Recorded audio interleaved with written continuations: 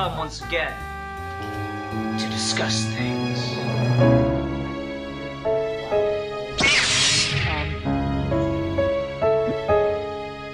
Yeah, I don't know, man.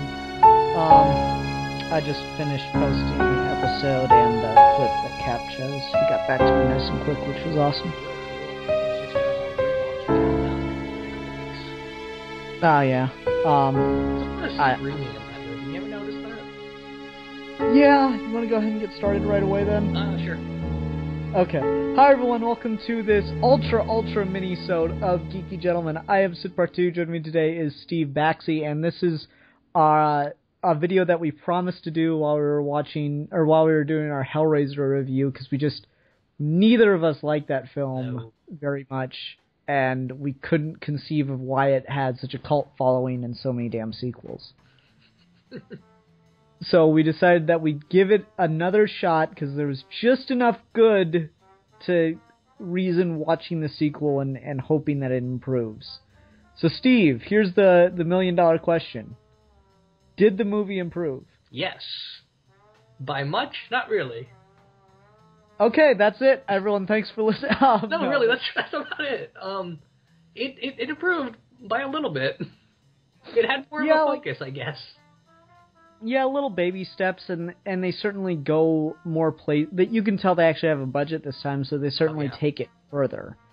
That being said, I think they really overstretched their budget, because some of the effects look like, not even like the really technical side of the effects, but like some of the set design and stuff just looks really crummy. Like, it always gets me when they're in like the hell world area or whatever. Oh, yeah. And like people like touch the wall and you can clearly tell it's like linoleum or something because you see it move. Like, apparently Hellworld can't afford real brick and cement, so they have to use linoleum siding to look intimidating. Yeah, a bit of advice is to watch this on the lowest possible definition screen you've got. Yeah, and I did not. The bigger the screen, the worse it looks. Yeah. I don't know, it's one of those things where, like, I really just cannot wrap my head around why people love this franchise. Boo Rat some sequence of numbers left like 1 million comments on the Hellraiser review. Like, for a while he had more comments than the video had views, which was pretty funny.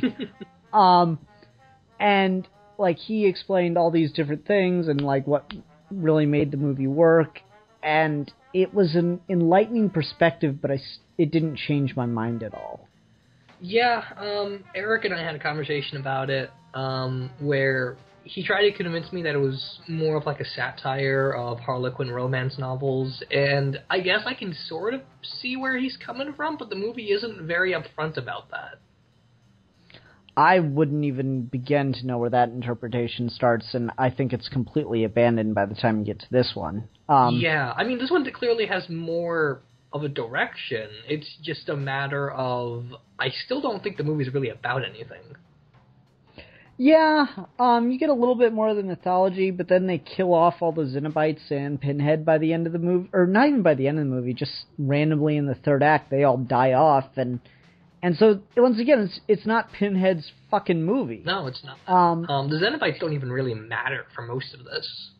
Yeah, they're really, like, they show up and it's like, okay, now they're gonna be really fucking awesome and stuff, because they're obviously the thing the movie was sold on, finally, and they don't have much of an effect. They, like, just kind of show up and they scare the blonde chick, and then they show up and they, like, threaten, and they have some kind of, you know, vaguely sexual dialogue with, what's her name? Christy? Yeah. The line, I like the line, "Are you teasing us, Christy? We don't like being teased. We'll have to teach you some manners," or something to that effect. Yeah. I like that line, but no, it's still not his fucking movie, or the Xenobites movie for that matter, and that bugs the crap out of me. Yeah, I mean, we get some more mythology filling. Like, we know now it's not a health dimension or an afterlife. Like, it's more of like a weird, random limbo dimension that they call the Labyrinth, which is kind of cool.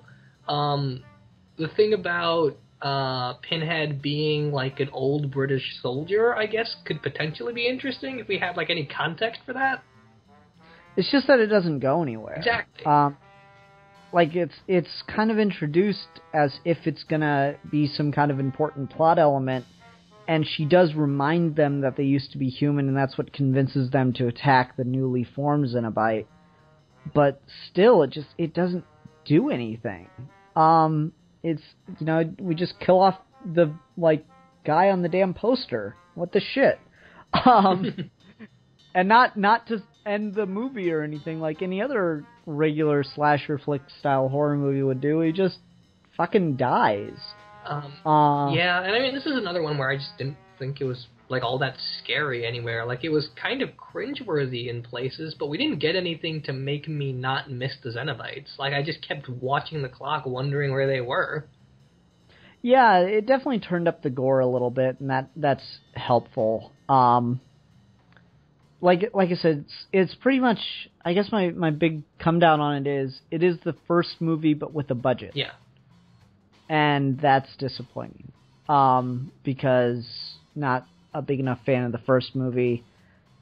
I don't know, it's just, you said last time on the Hellraiser one that, this seems like the weakest of all the slasher era horror movies. And I don't think this does anything to improve on it. I think it just compounds the issue, where it just doesn't...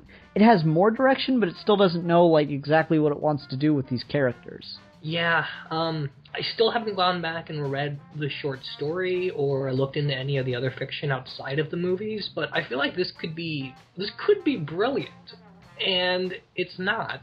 And that's kind of upsetting, and I keep wanting to watch more of it because now I want to see if anywhere they improve on it. Yeah, and that's a weird reason to want to watch more of a franchise. Yeah, it's hopefully it doesn't suck, is all I'm getting at now.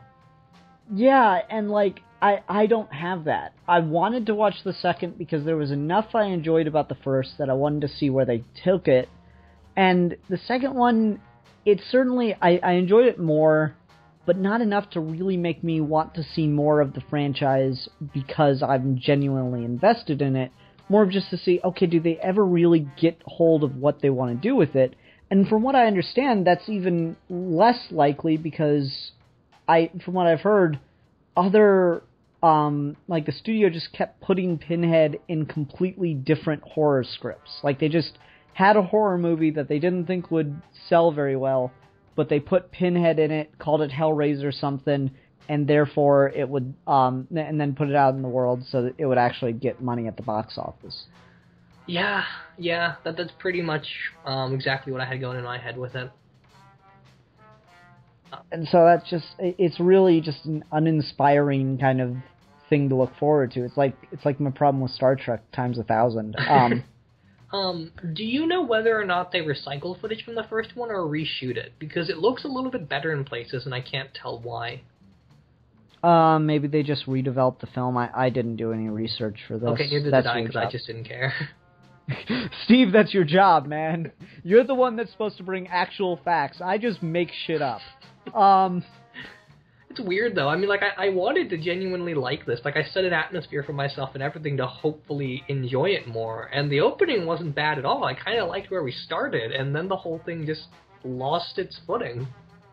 Yep. Yeah, and that's the problem with this franchise, is I do not think that, based on the first two films, which usually in a horror movie, or in a horror franchise, it's all downhill after the first movie. I think Nightmare on Elm Street probably has the best streak of 3 movies, and then it all goes to shit. Yeah. Until you get to, New Nightmare, but still, yeah, this just does not give me any hope to see any more of it, and so I have no interest in watching any of their franchise. Anything else you wanted to throw out on it? Trying to think off the top of my head. I don't think so. I mentioned this before we started recording, but there's a lot of screaming in this movie, and I mean more so than most horror movies. I actually had someone knock on my door saying, "What's with all the yelling?" I don't know, it's just this movie, I guess. I'm just murdering someone in here. Gosh. Why you gotta be a jerk, man? Privacy. Look, just because you hear a blood-curdling scream doesn't mean anything's wrong. Right. Reminds me of Kung Pao under the Fist. Just because someone goes, does not mean they are dead. For me, the only other thing, like, I like the actress that comes back. What's her name? The mother or Christy? Yeah, the stepmother. The stepmother, her name is Claire Higgins, and her character is Julia. Yeah, Julia's a bit better in this, and, like, her whole seduction of the therapist is kind of interesting. It's weird that we don't get more background on why the therapist is, like, researching and trying to summon the Xenobites. I don't understand, like, why would you want to summon them if you had any idea what they were? Yeah, I wasn't clear on that. Like, his whole thing was that he wanted to go there, and then he killed all of them. Did he just want to be king of Limbo? Like, what was the point? I don't know, like, I liked when he takes the patient in and brings Julia back. That was a good scene. But yeah, there's just not enough for me to be invested in the franchise, and that's, I think, the only reason that we wanted to do this video, is just to see if the franchise had any interest for us, and it doesn't for me. Yeah, like, at this point, it's just morbid curiosity and nothing more.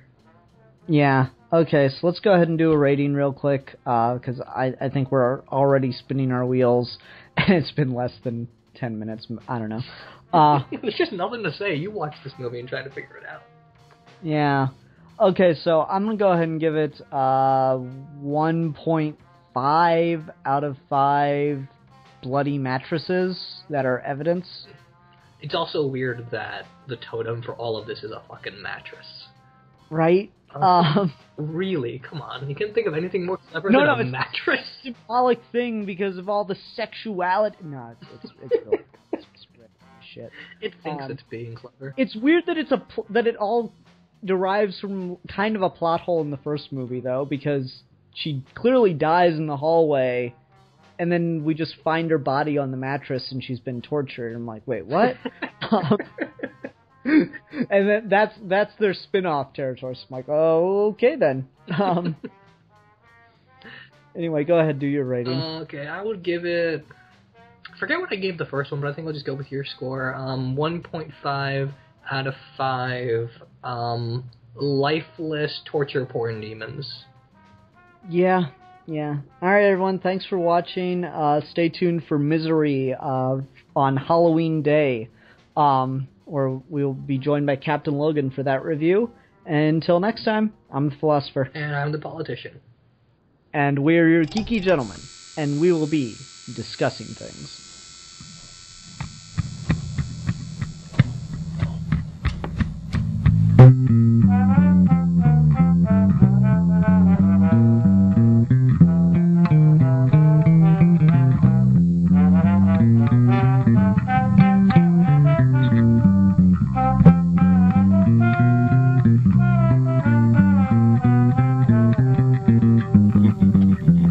Ha ha ha